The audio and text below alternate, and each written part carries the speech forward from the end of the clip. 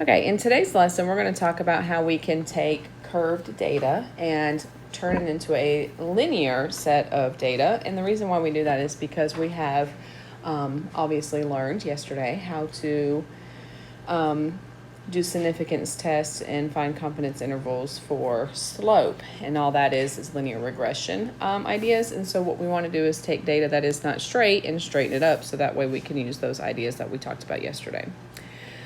Okay, so what we do is anytime you're given data, in your calculator, you'll put in your x values under L1, your y values under L2. And then under L3, we're going to take the log of all of our x values. And under L4, we'll take the log of all of my y values. And you can always use natural log instead of log. It does not matter. Just make sure that if you're using natural log, you do it for both the L3 and L4. I usually just use logs instead of natural logs, but like I said, it does not matter. Okay, and so once you have your data in, you would run a StatCalc 4, or StatCalc 8 is probably the better choice here for statistics. And that would be your linear regression, and that gives us our A plus BX. And you want to make sure your diagnostics is on. So if your diagnostics is not on your calculator, make sure that you turn that on. And that way you'll get your R and your R squared. And this first one, you're just going to do L1, L2, and that'll be for a linear regression. And then you'll do L1, L4, which is going to give you an exponential. So that's if your data is curved. And then you can do L3, L4, and that will check to see if it's power. And so normally it's either going to be linear, exponential, or power. And if it's anything different, they'll let you know in the word problem what they want you to do. Maybe it would be an x cubed or a cubed root or something like that. And then once you've determined which R and R squared is the strongest, okay, so right here where I'm saying check your R and R squared, we want to make sure we have the strongest. You want the one that's going to be the closest to 1 or -1. And that may be linear, it may be exponential, or maybe the power. And once you've determined what type of function you have in which you want to achieve that linearity, then you're going to come down here, and if it's linear, you're going to just use the prediction line of y hat equals A plus BX. If it is exponential, then you'll use this equation here, which is the log of y hat equals A plus BX. And then we would use that equation, plug in our value to do our prediction. And then to find the y hat, you would simply take the base 10 of the number that you got. No, in other words, whatever this A plus BX equals, it's going to be some value. And then if it's a power model, then you would use this equation, which is the log of y hat equals A plus B times the log of X. And you would plug in your values and you would solve for y hat. Again, you're using the base 10. If you decided to use natural log, then you would use the E on your calculator. And if you take a look at your calculator, these buttons are corresponding to each other, just like the log and the base 10 are corresponding to each other. It's an easy way to remember which one to use. Okay. So I know that probably makes 0 sense at this point, but we will do some examples, so hopefully it'll make better sense. So the idea here is you're going to get some data, you're going to graph it, and it's going to be curved like this. And so if I were to do a straight line through this, it's not a really good representation. And so instead, we are going to fit a curved model to it, maybe exponential or maybe power. And what we can do is, instead of graphing just x and y and doing an exponential curve to it, we're going to do x and the log of y. And what this is going to do is it's going to make my points straight. So say this is the blue when I have transformed, okay, because we are transforming my y values here by taking the log of it. And then when I do my line of best fit, it actually fits my data a lot better, and then we can use that equation that's listed up here if it's an exponential function, for example. Okay, so let's just jump into a problem, and hopefully it'll make more sense when we do that. So we're given number 1 here. light through the water. Some college students collected data on the intensity of light at various depths at a lake, and here are their data. Okay, so what we're going to do is we're going to put this into our calculator. So I'm just going to take the original data and put that under L1 and L2. And then at the top of L3, I'm going to do the log of my x's, which is going to be log of L1. And then for the L4 list, I'm going to do the log of my y's, which is listed in L2. And then what I'll do is I'll just make sure I do a stat calc. Option 8, that's the linear regression. A plus bx. Oops. Let me fix that. Here we go. And the first time I'll do this, I'll do the L1 with the L2, and I'll figure out what my R and my R squared are. Then the next time I do it, I'll do with my X and my X is still in L1. My X column and my L4, which is the log of my Y's. And then I'll find out what my R and R squareds are.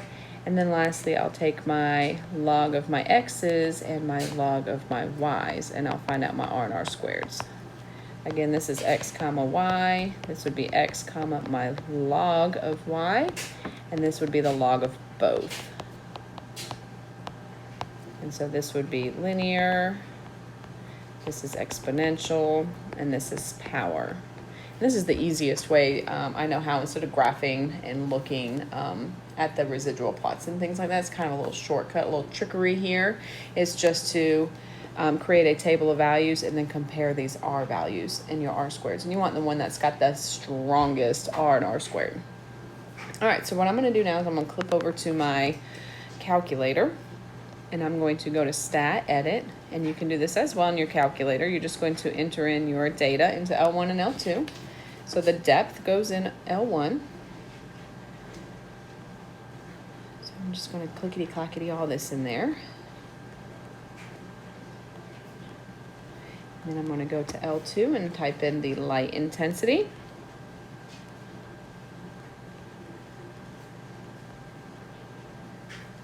And also, this is very time consuming. That's how I probably am guaranteeing that they're not going to put this on the AP exam, just because of the time it takes to enter in data. If anything, they'll give you a computer output and you'll use that. So now I've got my data in, and what I'm going to do now is go to the tippy top here, and I'm going to log my L1. So I'm going to type the log button, and then I'm going to do my L1 button and hit enter. And what that's done is taken my X column there and logged all those values. And now I'm going to go to the tippy top of L4, and I'm going to do the log of my Y values, which are listed in list 2. And there we have our data in. And get out of there, go to Stat, Calc. I'm going to choose option 8 if you're on a regular calculator on this Graph and Calc app. It looks like I'm going to use option 9. It says linear regression A plus BX. And so I would first want to just check, what if it is linear? I'm not even looking at the picture of it. I'm just going by these R values here. And you notice I don't have my diagnostics on. So I'm going to go to mode and see if I can't turn my diagnostics here. Just click that little button and that should work. And so let me try that again. There it is. So what I'm going to do now is record my R values. What if I enter in something wrong? Because that does not match my paper. Let me see here. 5, 6, 7, 8, 9, 10, 11. To do logs. 22. I'm just checking my values here. Right there is my problem. It's 86.31. Which means now I got to fix my L4 list because I goofied. Hopefully you did not goofy. And so I'm going to log that again. All right, now let's try this. All right, much better. All right, so if you take a look, I have, I still don't match my answer key. Let me see, you could probably see what I've done incorrectly here better than I can. I think it all looks good. We'll just keep going with it. I don't see any issues here. Maybe you have different value. If you have different values than me, it's probably something I've entered in right here. See, oh my goodness. It's too late at night to be making this video is the problem. 6187, 44, 30. All right, so now again, let me fix my L4. See, I make mistakes all the time, and that is okay. But lucky for me, I had an answer key to compare my oopsies with. All right, let's try this a, what, fourth time now? All right, there we go. Now that matches my answer key. But either way, you would have probably figured that out because you put your numbers in correctly and I put my numbers in incorrectly. All right, anyway. So I'm going to record these values. So I had an R of, are they any of them negative? I have a negative on mine, let me see. Yep. Make sure I wasn't making any stories here. All right, so my R is negative 0.9626, and my R squared, of course, is positive because anytime you square a negative. All right, so that would be for the linear L1, L2. So now what I'm going to do is say, well, what if I want to change this and from this curve trying to fit a straight line? Because I bet you when I graph this, it's probably curved like this. And so right now I'm trying to fit a straight line to a curved data. And so even though my R's look pretty good, I would not say that my data was linear. I would say that it was curved. And sometimes you got to be careful because it appears just because I'm looking at my R values, oh, that looks pretty good, it must be linear. Not true. That's why you always want to look at the picture. But we're cheating a little bit. We're just going to look at our R values here and compare them. All right, so now I'm going to do, again, stat calc. I want to do the linear regression A plus BX. And this time I want to take my X's, which are in L1, and I want to graph them against the log of my Y's, which are in L4. So I want to do an L1, L4. And if you notice, holy Toledo, look at those R's and R squares. That is awesome. So we're going to record that on my sheet here. And so this gives me an R value of negative point, it was a bunch of 9s, I think I recall. And then my R squared was also a bunch of 9s. Pretty good. I think that one's probably going to be the winner. But let's just double check the power. So now I'm going to go to, again, stat calc A plus BX. And this time I want to do the transformation of both the X and the Y. So I'm going to use the log of my X's, which I put in L3, and my log of my Y's, which I put in L4. And so if you notice, there's my R and R squared. I can record that here. My R value was a negative 0.9936. So that one was better than the linear, but not as good as the exponential. And R squared was 0.987. So I'm definitely going to go and say that my exponential is the winner because it's got the strongest R and R squared. So what does that mean? That means that I can use the equation of log of y hat equals a plus bx to do my predictions. And so to write my equation, we are going to go back to, I can actually scroll up here. So there's my equation. I have it highlighted for you. So it's 2.9485, and that is my y-intercept. And that b value, that negative 0.1446, that's my slope. And so I'm going to write that in here. So I've got the log of y hat equals that 2.9485, which was my y-intercept, minus 0.1446x. That is my equation. And of course, I would always need to identify my variables here. So y hat is the predicted light intensity. That's measured in lumens. And then of course, X is the depth. And that's measured in meters. And of course, that's depth in the lake.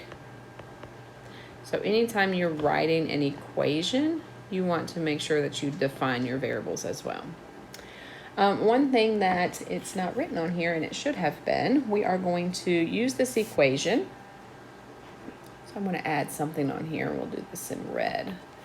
I'm going to use this equation to predict light intensity at 12 meters. And so what we're going to do is we're going to take our 12 and we're going to plug it in for X because that is the measured in meters, which is my X variable. So I'm going to take my equation, that log of y hat equals 2.9485 minus 0.1446 times 12. And what you would do is you would plug that into your calculator, which would then give me log of y hat equals some number. I'm going to plug that in here. So I've got 2.9485 minus 0.1446 times 12. So that gives me a value of 1.2133. So that is not my answer though, because I've got to get rid of this log. And if you learn anything about logs, then you know that I can use the base 10 to get rid of it. So I'm going to say y hat equals 10 to the power of that 1.2133. And so when I put that in my calculator, I'm going to say 10 to the power of whatever I just got. And it gives me 16.34. Also on the calculator, if you take a look at the log button, and if you notice on my screen in orange, I can hit second log and it gives me the same thing. So that kind of reminds you that the log and the base 10 are opposite of each other. All right, so I get a y hat of 16.34 lumens. So that is how you decide which equation or which kind of transformation would work best, and then use that equation to evaluate. All right, we'll do one more here. Excuse me. All right, so follow the bouncing ball. Students in Mr. Hanford's class dropped a kickball beneath a motion detector. The detector recorded the height of the ball as it bounced up and down several times. Here's the heights of the ball at the highest point on the first 5 bounces. Here's the scatter plot. So if you notice, the scatter plot is curved. It's definitely not straight. So in linear regression is probably not the best fit. So the following graphs show the results of 2 different transformations of the data with an exponential or power model. So if you flip over your paper, okay, so it tells me the next 2 graphs. So these 2 graphs here, if you take a look, the first one is exponential because they only log the y-axis. Edit this. So if you take a look here, they've logged the y and they kept x the same. So that tells me we have this going on, which means they are doing an exponential function. The next graph is the log of both x and y. And anytime you log both, that tells me it's a power model. And so we want to know which one straightens it out the most. And so visually, it looks again like the exponential one. One other thing that you could do, because this still looks like it's bumped up, it's got a curve that way. This one looks more straight, and the one on the previous page, remember, was curved. So I'm going to say that this is an exponential based on the pictures. Again, you could put the data in your calculator that was given on the previous page here. So you could definitely do L1, L2. Again, it's time consuming, but it does give you a little more confidence. So I would log my x in that column, and I would log my y here, and then I would do what we did on this problem where we did the StatCalc 8, and we did it for the L1, L2, check the R's, L1, L4, check the R's, L3, L4, and check the R's. And of course, if you did that, you would know that the exponential would be the best fit. And I've already done this, and so when I did the exponential, again, which is keeping the x the same, and logging the y's, so that would be L1 and L4 in your calculator. This gives me an R value of negative 0.998 and an R squared of 0.996. When I did the power model, again, that's both log x and the log of y.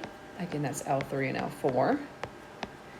This gave me an R value of 0.986 and an R squared of 0.97. So you can see that this is strongest because those values are closer to 1. And so again, the pictures of the scatter plots also help decide that an exponential model would work best.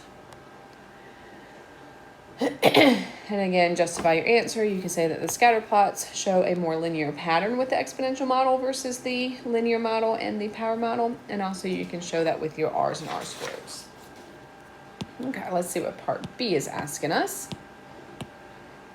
So in part B, Says a Minitab output from a linear regression analysis on the transformed data of the log of height versus the bounce number shown. Okay, so obviously here they told us even in part B that that's an exponential because they're telling me that they've taken the log of my y variable and kept the number of bounces the same.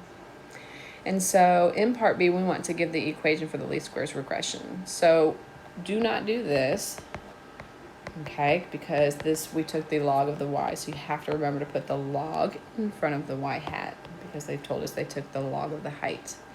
So all I have to do now is plug in my a, and this comes from here. Remember, this is my a and this is my b. So I would say 0.45374 minus 0.117160x.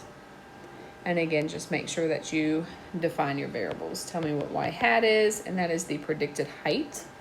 And tell me what x is, and that's the bounce number. So now in part C, we're going to use that equation to predict the highest point the ball reaches on the 7th bounce. So I'm just going to use my equation. And remember, the x is my bounce, so I'm going to just plug in 7 in for x. And so this gives me a log of y hat to be, if I put that in my calculator, it should give me negative 0.36638. But that's not my answer because I got to get rid of this log. And so what we're going to do is take the base 10 and raise that to the negative 3.6638. And that gives me an answer of 0.43015, and that's measured in feet. So after the 7th bounce, we would expect that the ball reaches a height of 0.43015. All right, part D, a residual plot for the linear regression in part B is shown on this page. Do you expect the predictions in part C to be too high, too low, or about right? Well, what I would do is we know that a residual is the observed minus the predicted. And so I don't know what my observed was, but I do know that my predicted was 0.43015. That's what I found in the other one. And this would give me a positive value. Because if you take a look, this is starting to curve up here. So 0.7, bounce number 7 is probably right here. So this is going to give me an observed value that would be greater. Because it's up here, it's positive, and so it would be greater than predicted.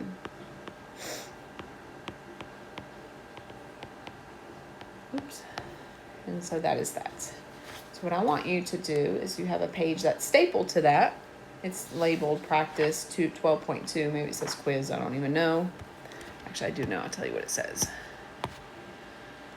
And it's this one right here, practice 12.2. So what I want you to do is go through this and think about what I said about looking at the scatter plots, if they provide that for you, or looking at those R values. And so it looks like on this worksheet, they have provided you with the information for each of the different types. So you can compare the R's, and you want to take the R that's got the biggest one closest to 1, the biggest number that's closest to 1, and that'll be the best model fit.